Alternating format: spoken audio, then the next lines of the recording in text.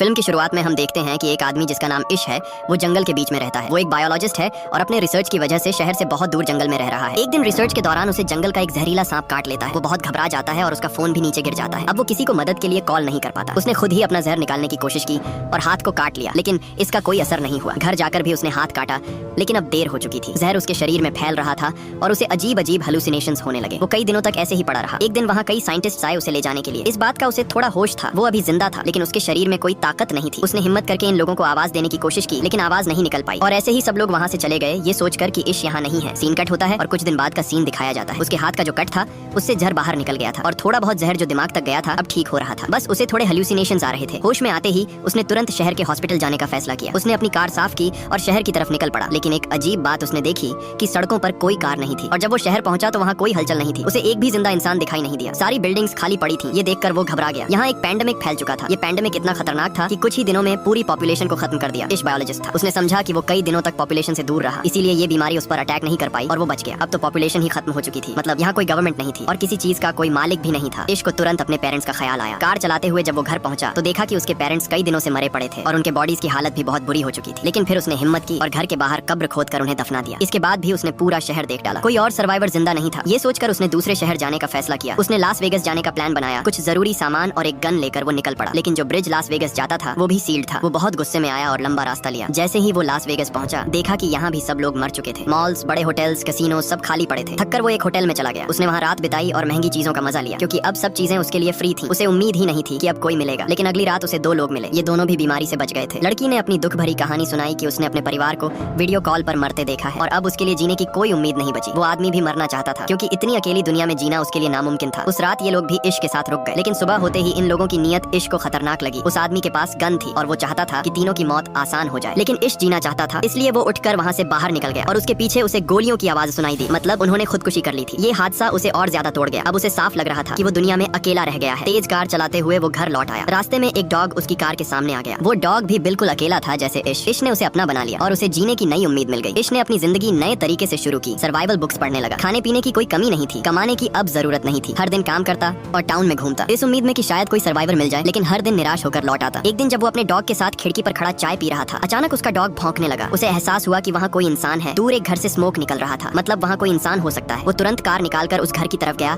जहाँ स्मोक था। खुशकिस्मती से वहाँ एक लड़की थी। उसे देखकर वो लड़की डर गई, लेकिन इश ने उसे यकीन दिलाया कि वो उसे नुकसान पहुंचाने नहीं आया। वो भी अकेला इंसान है और किसी दूसरे सर्वाइवर को ढूंढ रहा है। ये सुनकर लड़की ने उसे अपने घर आने की इजाजत दी। लड़की का नाम एमा था। बातचीत से हमें पता चलता है कि पेंडेमिक को लगभग 1 साल हो चुका है। एमा और इश ने पूरे साल में अपने अलावा कोई सर्वाइवर नहीं देखा। उन्हें बहुत खुशी थी कि उन्हें कोई और सर्वाइवर मिल गया, वरना अकेले रहना बहुत मुश्किल था। वो डिप्रेशन में जा रहे थे, क्योंकि इंसान का समाज में रहना जरूरी है। अकेले रहकर उनका मेंटल स्टेट बहुत बुरा हो रहा था। उन्होंने फैसला किया कि वो दोनों साथ में इश के घर में रहेंगे, क्योंकि इश का घर जनरल स्टोर के करीब था जहाँ फूड सप्लाईज पड़ी थी और इश ने अपने घर में बहुत सारा सामान भी जमा कर रखा था, जिससे उनका रहना आसान हो गया। एमा भी अब इश के घर आ गई। दोनों ने जब साथ रहना शुरू किया तो उनकी जिंदगी पहले से बेहतर हो गई। एमा इश का बहुत साथ देती थी। वो इश की अपीयरेंस ठीक करती और दोनों मिलकर घर का रेनोवेशन भी करने लगे, क्योंकि पूरे साल इश ने अपने घर पर ध्यान नहीं दिया था। दोनों हर सुबह उठकर साथ में काम करते और अपने टारगेट्स पूरे करते। इन दोनों ने ये भी सोचा कि अगर पूरी दुनिया में सिर्फ यही दोनों बचे हैं तो इन्हें पॉपुलेशन भी बढ़ानी चाहिए। पहले ये दोनों का फैसला था, लेकिन जब इश को पता चला कि एमा प्रेग्नेंट है तो वो बहुत डर गया। उसे डर था कि उसके बच्चे इस अजीब दुनिया में सर्वाइव कर पाएंगे या नहीं। एमा ने उसे हिम्मत दी कि सब ठीक होगा। इश जो बायोलॉजिस्ट था उसने बुक्स पढ़कर बच्चे को जन्म देने के तरीके समझने शुरू किए, क्योंकि उसे पता था कि अब ये दोनों अकेले हैं और उन्हें ही ये काम करना पड़ेगा। साथ ही दोनों घर को परफेक्ट बनाने की कोशिश भी कर रहे थे। इश ने सोलर पैनल्स भी लगा लिए थे ताकि घर में इलेक्ट्रिसिटी की कमी ना हो, क्योंकि पेंडेमिक को बहुत वक्त हो चुका था। शहर जंगल जैसा बनने लगा था और जंगल के जानवर अर्बन एरियाज की तरफ आने लगे थे। ये उनके लिए बड़ा खतरा था, इसलिए उन्होंने घर के चारों तरफ फेंस बना लिया और जानवरों से बचने के लिए कुछ वेपन्स भी रख ली। इन लोगों ने खुद भी कई वाइल्ड एनिमल्स पाल लिए थे जिनसे उनकी जरूरतें पूरी हो रही थी और ये लोग बहुत बिजी भी रहते थे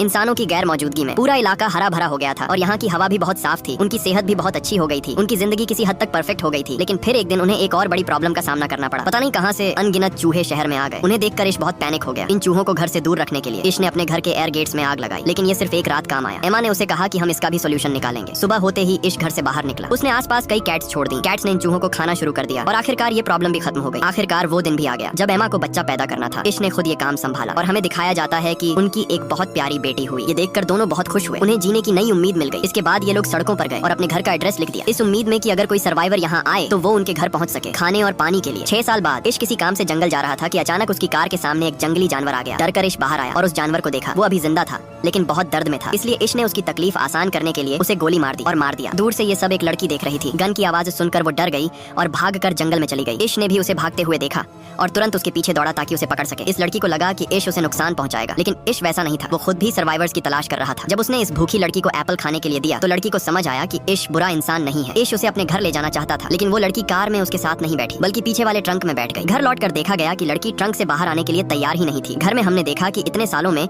इश और एमा के 2 बच्चे हो चुके थे और अब उनका तीसरा बच्चा होने वाला था। उन्होंने टाउन में हर जगह अपना एड्रेस लिखा हुआ था और उसी एड्रेस को देखकर 2 और सर्वाइवर्स उनके पास रहने आ गए थे, जिनका नाम था जॉर्ज और मरीना। और अब 1 साल से ये दोनों इश और एमा के साथ रह रहे थे, क्योंकि यहाँ किसी चीज की कमी नहीं थी। खैर, अब इश जंगल से लड़की को भी ले आया था, लेकिन वो लड़की अभी तक ट्रक से नहीं निकली थी। उसने पूरी रात ट्रक में ही गुजारी। सुबह मरीना उसे खाना देने आई तो लड़की डर गई और खाना फेंक दिया। फिर मरीना ने उसे समझाया और अपनी कहानी सुनाई। उसने बताया कि वो और जॉर्ज कई महीनों से इस अकेली दुनिया में भटक रहे थे। फिर उन्हें इश और एमा का एड्रेस मिला और वो इनके साथ रहने लगे। उसने ये भी कहा कि ये दोनों बहुत अच्छे लोग हैं और यहाँ किसी चीज की कमी नहीं है। उसकी बातें सुनकर लड़की थोड़ा शांत हुई और उनसे मिलने जुलने लगी। लेकिन अजीब ये था कि लड़की अब तक ज्यादा बोली ही नहीं थी और न ही उसने अपना नाम बताया था। एक दिन मरीना ने उसका सामान देखा तो उसमें अजीब और गरीब ड्राइंग्स थी। साथ ही उसे एक लेटर मिला जिसमें उस बच्चे का नाम लिखा था। उस लेटर में लिखा था कि पेंडेमिक के दौरान उसके पिता ने उसका अब्यूज किया, जिसकी वजह से अब वो हर इंसान के सामने अपने आप को बेच देती है। ये लेटर उसकी माँ ने लिखा था, जिसमें उसने लिखा था कि जब वो मर जाएगी तो जो भी इसे पाए वो इसका ख्याल रखे। ये जानकर सब लोग ईवी का और भी ज्यादा ख्याल रखने लगे। उसी रात एमा ने तीसरे बच्चे को जन्म दिया, जिससे सब लोग बहुत खुश हो गए। 1 साल ऐसे ही बीत गया। एक दिन उन्हें खबर मिली कि उनके इलाके में कोई आया है। सब डर गए। छोटे बच्चों को अंदर भेज दिया गया और सारे बड़े लोग गन्स लेकर बाहर निकले, ये देखने की कौन आया है। उन्हें पता चला कि ये सर्वाइवर्स का एक ग्रुप था जिसमें 4 लोग थे। ये लोग भी इश और एमा का एड्रेस देखकर आए थे। इनमें से एक डॉक्टर थी, मौली। उसने बताया कि इतने सालों में उसे सिर्फ ये 4 जिंदा लोग मिले हैं और अब वो पहली बार इश के परिवार से मिल रही है। उनके चेहरे और बातें साफ दिखा रही थी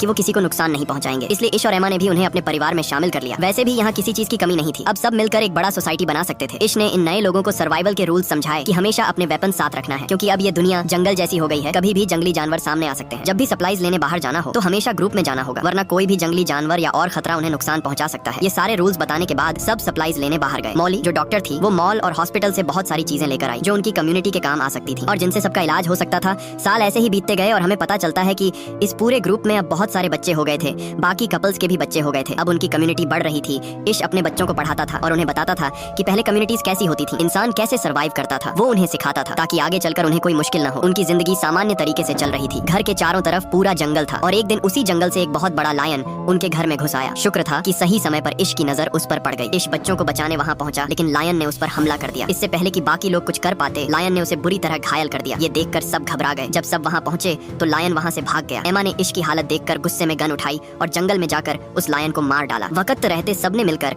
मौली की मदद से इश की जान बचा ली और फिर उसका इलाज शुरू हुआ। कई हफ्तों के बाद इश पहले जैसा ठीक हो गया। अब 17 साल बीत चुके थे। सबके बच्चे अब जवान हो गए थे। हमें पता चलता है कि इतने सालों बाद इश की सबसे बड़ी बेटी हैदर अपने ग्रुप के एक लड़के के करीब आने लगी। उनकी दोस्ती बहुत गहरी हो गई थी और किसी को उनकी दोस्ती पर ऐतराज नहीं था, क्योंकि अब तो इन्हें आपस में रिश्ते बनाने ही थे। हैदर और वो लड़का अब इस दुनिया को एक्सप्लोर करना चाहते थे और ये उम्मीद रखते थे कि शायद और सर्वाइवर्स मिल जाएं, इसलिए वो टाउन से बाहर जाना चाहते थे। किसी को भी इसमें ऐतराज नहीं था। सबने उन्हें गन्स और जरूरी चीजें दी और सफर पर भेज दिया। लेकिन उनके जाने के बाद एक और प्रॉब्लम खड़ी हो गई। उनके पास सारे रिसोर्सेज थे, लेकिन अब पानी की कमी सामने आने लगी। डैम पर जाकर उन्हें पता चला कि डैम का पानी खत्म हो रहा है और ये प्रॉब्लम उनके लिए जानलेवा साबित हो सकती थी। कुछ दिन बाद एक और सर्वाइवर्स का ग्रुप उनके इलाके में आया। उनके पास 2 ट्रक्स थे, लेकिन उनके पास पेट्रोल की कमी थी, जिसके लिए वो इश से मांगने आए थे। बदले में उन्होंने कहा कि हम तुम्हारी पानी की प्रॉब्लम सॉल्व कर सकते हैं, क्योंकि हमारे पास ड्रिल मशीन है और जमीन खोदकर अब भी पानी निकाला जा सकता है। इश को ये ऑफर बुरा नहीं लगा। उसने इन लोगों को अपनी कम्युनिटी में रख लिया, लेकिन सबको चेतावनी दी कि सावधान रहना, संभव है ये सर्वाइवर्स खतरनाक हों। फिर दिखाया जाता है कि अब ये लोग इश के घर में ड्रिलिंग कर रहे थे डील के हिसाब से। कई दिनों की मेहनत के बाद आखिरकार पानी निकल आया और सब बहुत खुश हुए। डील पूरी हो गई। इश के लोगों ने उन्हें ऑयल भी दे दिया और उस रात सबने मिलकर सेलिब्रेशन किया। सुबह होते ही इन लोगों को यहाँ से निकलना था, लेकिन इश ने देखा कि इस ग्रुप का लीडर चार्ली रात में चुपके से उनके एक कमरे से बाहर निकल रहा था और बाहर एक आदमी उसे देख रहा था। जब वो जाकर देखता है तो उसे पता चलता है कि उसने ईवी को टॉर्चर किया है। इश ने तुरंत अपनी पूरी कम्युनिटी को इसके बारे में बता दिया। ये सचमुच बहुत खतरनाक था। ईवी ने बताया कि चार्ली कह रहा था कि